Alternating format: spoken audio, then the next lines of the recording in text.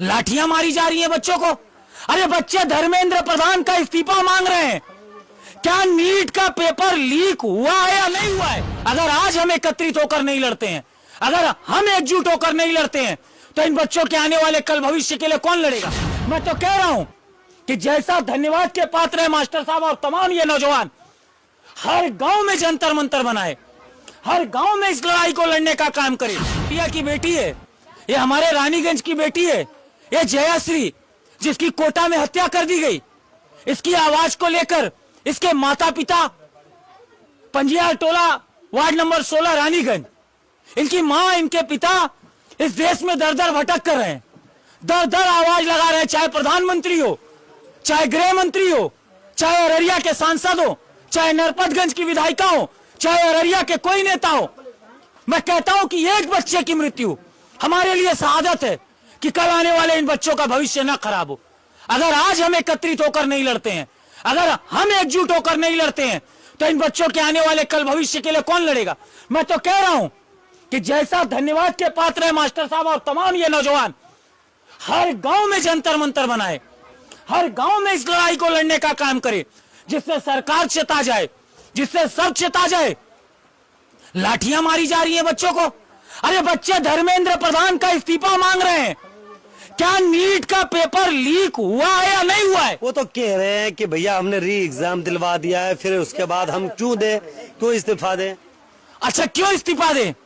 तो पागल थे देशमुख विलासराव जी, पागल थे इससे पहले नीतीश कुमार, पागल थे इससे पहले कितने मंत्री। रेल की घटना होती थी, रेल मंत्री इस्तीफा देते थे। महाराष्ट्र में 26/11 जैसी घटना हुई, आपको मालूम है उस समय के केंद्रीय मंत्री को इस्तीफा देना पड़ा था। आपको मालूम है जब इस तरह की घटना हुई थी तो महाराष्ट्र के मुख्यमंत्री का इस्तीफा लिया गया था। यह कोई नया चलन नहीं है। अगर नीट का पेपर लीक नहीं हुआ है तो इस्तीफा न दे, कोई बात नहीं, लेकिन अगर नीट का पेपर लीक हुआ है तो ये धर्मेंद्र प्रधान जैसे निकम्मे और नरेंद्र मोदी जैसे निकम्मे तो इस देश को बर्बाद कर रहे हैं, जो इस देश की व्यवस्थाओं को बर्बाद कर रहे हैं, जो बच्चों के जीवन को बर्बाद कर रहे हैं, इनके खिलाफ। अरे जयाश्री मेरी बच्ची, अपने गांव की, अपने रानीगंज के, अपने अररिया की, क्या इन बच्चों के सुरक्षा की जिम्मेदारी किसकी है? आज अगर हम इस लड़ाई को नहीं लड़ेंगे, आज अगर हम इस बात को नहीं रखने का काम करेंगे, कल ये बच्चा पढ़ाई कर रहा होगा, इसको भी मार देंगे। कल ये बच्चा पढ़ाई कर रहा है, ये बच्चा पढ़ाई कर रहा है, ये बच्चा पढ़ाई कर रहा है, इनके माता पिता मकई बेचकर, खस्सी बेचकर, मुर्गी बेचकर, धान बेचकर 1-1 रुपया जमा करके दिल्ली, पटना, कोटा देते हैं कि बच्चा तालीम हासिल करेगा, बच्चा शिक्षा हासिल करेगा, अपने जीवन को बनाने का काम करेगा, और वो आत्महत्या कर ले रहा है। सर, जब तक तोड़ेंगे नहीं तब तक छोड़ेंगे नहीं। क्या दिल्ली में जो है, क्या दिल्ली में सांसद मार्ग पे जो है, भवन मार्ग पर जिस कदर से इन लोगों के साथ वो किया गया था, मारपीट किया गया था, कई छात्र छात्राएं घायल हो गए थे, क्या उसमें क्या लगता है कि सरकार का वो जिसके ऊपर नेम प्लेट नहीं था, कोई ड्रेस में नहीं थे, क्या लगता है वो सरकार के आदमी थे या कोई और थे? वो आरएसएस के लोग थे, वो भारतीय जनता पार्टी के लोग थे, और वो तमाम लोग थे जो देश के छात्राओं के खिलाफ थे।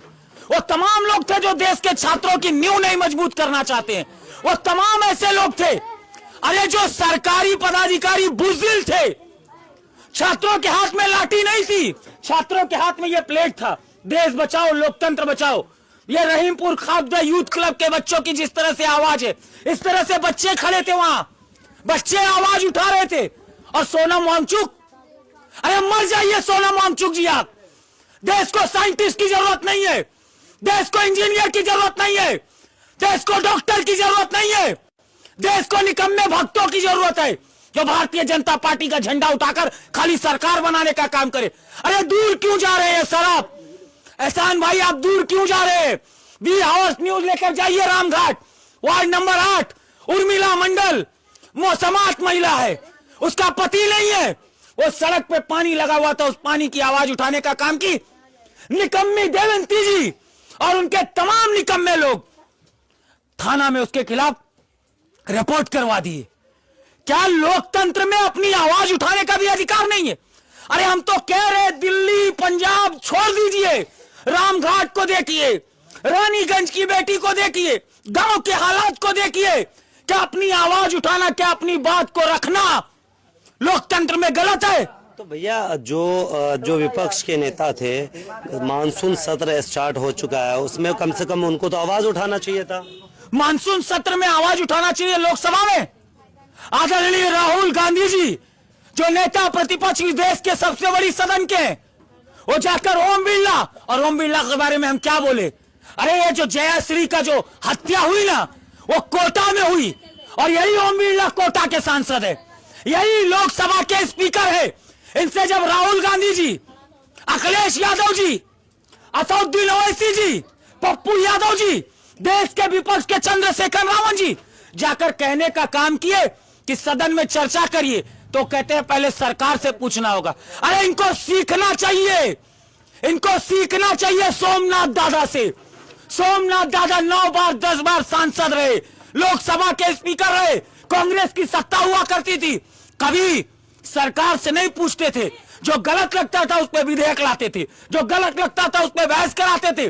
लोकतंत्र में कोई, आदरणीय लालू जी की आवाज, स्वर्गीय मुलायम जी की आवाज, आजम खान जैसी आवाज, जो सदन में खड़े होकर कहते थे, आंख से आंख मिलाकर बात करते थे, और आज सब नतमस्तक होने वाले लोग हैं। सब नतमस्तक होकर कोई आवाज नहीं उठाने का